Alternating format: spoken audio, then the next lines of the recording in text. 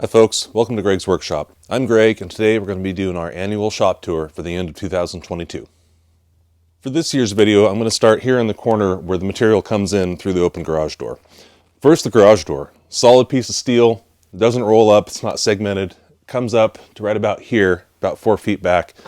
I like it, it gives good clearance, I don't have to deal with tracks hanging down from what's honestly kind of a low ceiling.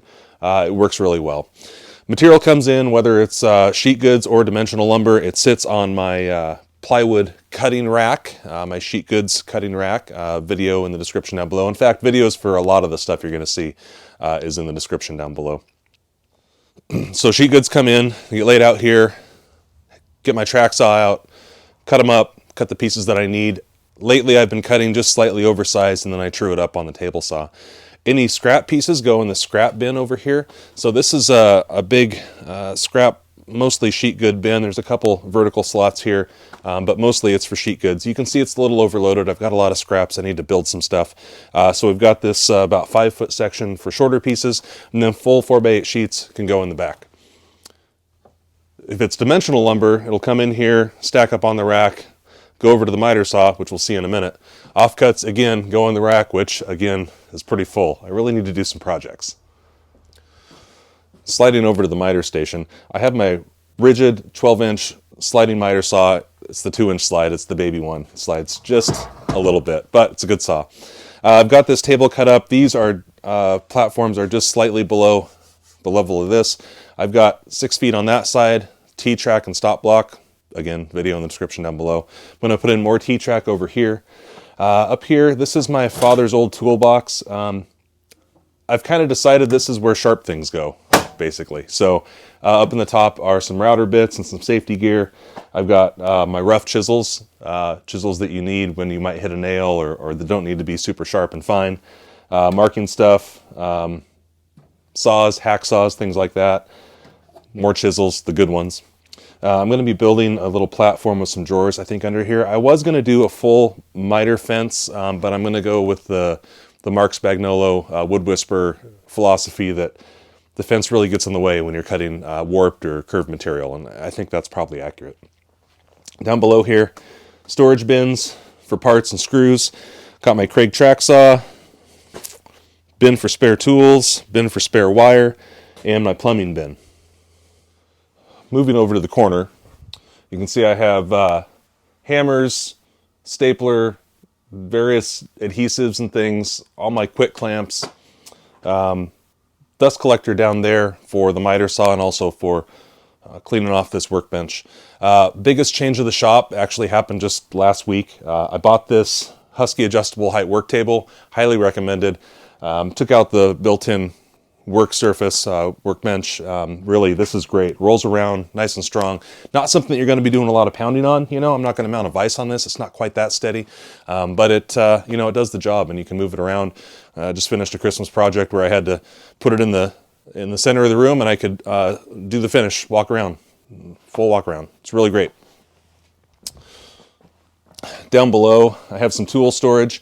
This is going to be probably my next shop project, is building a cabinet to hold this sanders and things. The grinder is going to get mounted somewhere else. I lost my bench vise when I took out that built-in workbench, so I got to figure out a place for that too. I haven't really decided yet. Over here, I have the power tool wall. You've probably seen a lot of these build videos for all these various holders. Again, French cleats, everything's adjustable. I can move it around. I don't really like this anymore. I don't really like that anymore. I need to kind of figure out a better way to do that doesn't take up so much real estate on the wall. One thing I want to point out, I love to use dead space. Up top here, you can see I have my parallel clamps. Those are the new Bremen Harbor Freight clamps. They work great. Just some brackets, steel brackets from Home Depot for garden tools or holding them up. It looks like I can probably fit at least 8 and maybe 10 in each side. That's really great. So I'll just be buying those slowly over time, you know, a couple per paycheck, that sort of thing. Now we're getting to where most of the changes happened. In this corner, same Stanley tool chest as I had before, same shallow drawers, Works great, mostly mechanics tools. There's some wrenches and things. One modification I did make, which I highly recommend, is that I made it so that I can open these drawers with the lid closed. Keeps the dust out of the socket sets up there. Really, you just pull some pins in the back, pull the locking bars out. They're tucked away in a drawer in case I ever want to reintroduce that. But if you can do that with one of these chests and you don't need the locking feature, it's really nice to have this lid closed and still be able to open your drawers. Rectangular garbage can. Seems silly, but man, it takes up a lot less space than a round one. Over here, Jet 650 CFM dust collector. Picked that up used for a really good price on Craigslist. It's been great. The hose is a little short. It'll only reach about halfway across the shop, so I need to get a new hose on it. I've gone with the Rockler Dust Right Quick Connect system. That works great. And I added a Festool dust extractor. Great dust extractor. Works really, really well with the track saw. Works really well with the sanders. God, it's just a great tool. It's, you know, it's a Festool, so you know how much that costs. But really, really great tool.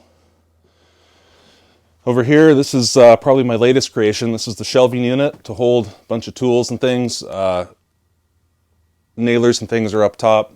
Heater's up here. It's just out of frame. If you don't have a heater in your shop, get one. It's great. It was like 20 to 25 degrees the last few days. It stayed 50, 52 in here the whole time, which is not bad. It's warm enough to paint. It's warm enough to work without being super bundled up. Wahuda 10-inch joiner, Wahuda 13-inch thickness planer. They have the segmented head with a little knife you can rotate, 4 times. Got a build video on that coming up. It's mostly recorded. I just have a few more things to do. You'll probably see that in a couple of weeks. I love these. These are great. I got some firewood from my in-laws from a tree that came down in their yard, and I was able to mill it all up into usable lumber and build stuff and build Christmas presents out of it, which they won't see this video until after Christmas, so no spoilers there. Great setup. Flip top cart. Love it. I can't ask for anything more. A little bit better shot of the heater up here. Again, add a heater to your shop. It'll change your life. Delta Milwaukee 14-inch bandsaw with a 6-inch riser block, 12 inches of resaw capacity, Craig fence. Got this a couple months ago. Again, video down below. This is a great unit. I'm so happy I have this. Again, cutting up that firewood into usable lumber, you got to have a good bandsaw. And man, this thing, it did what I wanted it to do. Off-cut bin, so you can see I need to empty it. I need to put this out on the curb, except it's been raining. It'll probably keep raining. Usually I take these offcuts and I just put them in a cardboard box out on the curb and somebody comes and takes them. That way I don't have to use up space in the trash can or burn them myself or whatever. Again, rectangular bin. If you have a big round bin, it takes up a couple of linear feet of space. This is only about a foot wide and it's the same volume, so it works really well. Over here, drill press. Delta 1970s era, machinist drill press. Can drill anything I need to. I've got this table for woodworking. I have an XY vise down in the cabinet below. Probably going to be rebuilding the cabinet this year. This is a little bit big, a little bit clunky. It's about a ½ inch too high. You can't really see it in the video, but back there, right there, it just barely interferes with that electrical outlet. So I want to lower this about a ½ inch, build it out of wood, build some drawers, make it a little bit more useful. Moving farther down along the wall, I've really stepped up my sanding game in the last couple months. I got this oscillating spindle and belt sander from Grizzly. This, near as I can tell, is the same one that's sold by Bauer and Wen and somebody else, I forget who. Again, flip top cart. Underneath I have a hollow chisel mortiser. Kind of a specialty tool. Again, picked it up for a good deal on Craigslist. It works, it drills square holes. What more do you want? Up top here, this is all automotive stuff. This is the cabinet project I hung up, reused cabinets. So 2 cabinets that I got for free off Craigslist, drilled a bunch of holes for adjustable shelves. This is basically finishes and glues and paints, things like that. Some epoxy up here. This cart contains my welder. The cart and the welder are currently for sale on Craigslist. Nobody seems to want them though, so I merged the 2 together to save some space. And put some different roll-around wheels on it. The wheels that are on it take up a little bit more room than they really need to. Probably going to mount a grinder up here. I had the grinder mounted on this with a belt sander, and then I rearranged things. And anyway, probably going to put the grinder back on there and then have just sort of a bin for electrodes and welding supplies, things like that. Sliding over to the door coming in from the house, actually from the back porch. Our garage is detached. Electrical panel, fire extinguisher, roll around mechanic seat. Did all the electrical myself. I said it in last year's video, but I'm going to say it again. If you do electrical in your shop, don't bother running the wires behind the wall. It's a pain. If you want to change anything, you got to drill, you got to fish. EMT conduit, it's the way to go. It's cheap, relatively, easy to work with. I can change things. I can run extra circuits through the conduit if I want to.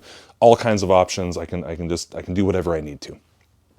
Charging station here, little stand for my phone. Chargers for my outdoor power equipment. As soon as I get electricity run to the shed, these will move out.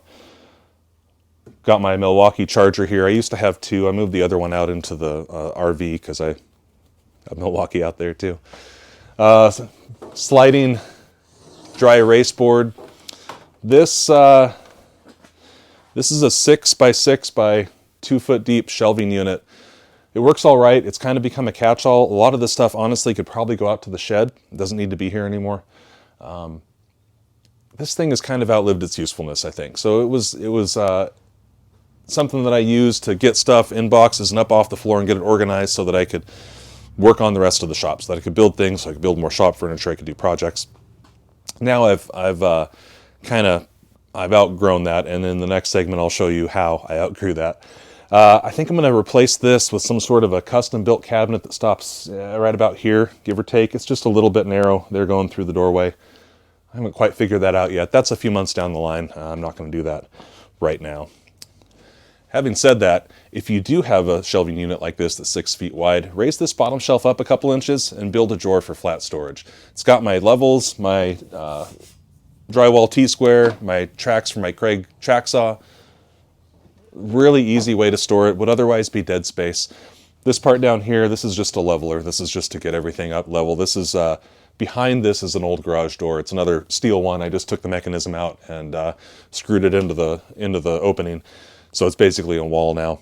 And it's really uneven. The whole floor is uneven, but right there, especially as it goes outside, is pretty uneven, pretty slanted. So built this to level it up to give a solid base for the shelving unit. And here is how I outgrew that space. I put this shelf in above what used to be the workbench for all those bins. Man, it's great getting them up out of the way. That stuff, we could use the order of retrievability. I think this is like third order retrievability. A lot of stuff that I want to keep around, extra tools, concrete stuff, drywall repair, all sorts of stuff that I just don't get to very often, but that I want to use. Continuing with the theme of going up high, built that rack for 1 gallon paint cans. Over here we've got the Wen air filter, shop air filter. Got a retractable cord there, don't use it very much with all the cordless tools. Got a retractable air hose there, that's great. Air tools there. One thing that I've done recently that I really like are these hooks. You get them at Home Depot. They just hang on the bottom of your ceiling joists or trusses or whatever you have. Got all that stuff out from up in the roof where it's easier to retrieve now. Much better storage, aluminum, conduit, more aluminum, bright lights, and the table saw. And the table saw, how could I have forgotten the table saw? Built this outfeed table a few months ago, really digging it. Got the SawStop Job Site Pro here. This table's just about 1/8 of an inch below the level of that, so everything feeds out properly. Really put a lot of thought into this one. So from the edge of the blade to out here is a little bit over 4 feet. So I can feed a full 8-foot piece of something through there and not have it fall off the other edge because the majority of the work piece is still on the table. Similarly, from the saw blade over here is about 16 inches. So if I'm splitting a sheet of plywood in half, again, slightly more than half of that half sheet of plywood is still on the table, so it won't flop off over there.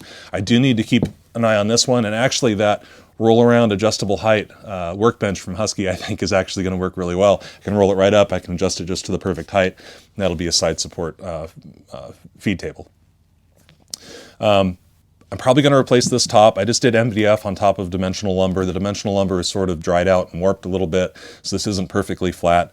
I'm probably going to do new legs out of plywood, as well as do a plywood top with torsion box, assembly table style support, so it's nice and flat. Probably put in a router lift over here at some point. You can see my storage down below. Down low, I've got those gray flip-top bins. That's dust collection storage, one bin of 4-inch, one bin of 2.5. On the back side here, I have two more bins, one with electrical stuff, supplies, and one with epoxy.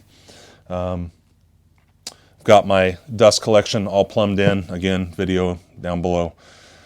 This has been a great upgrade for the shop, and it's great for assembling small things. It's great for cutting and for doing really whatever I need. I highly recommend one of these as well. And that's it, folks. Quick and dirty shop tour. Going to be a lot of projects coming up. Some shop projects, some actual woodworking furniture type projects. I actually did 3 projects for Christmas this year. I didn't record any of them just because of time constraints, and if you don't have a YouTube channel or you don't record this stuff, just know that it takes about twice as long to do a project when you're recording it. So I just went ahead and put my head down, nose to the grindstone, and got it done. What do you think? Anything you like, anything you don't like, anything you would do differently? Any questions, any more videos you want? I can do a video on pretty much any part of the shop if you want to. Just leave a comment down below and I'll reply.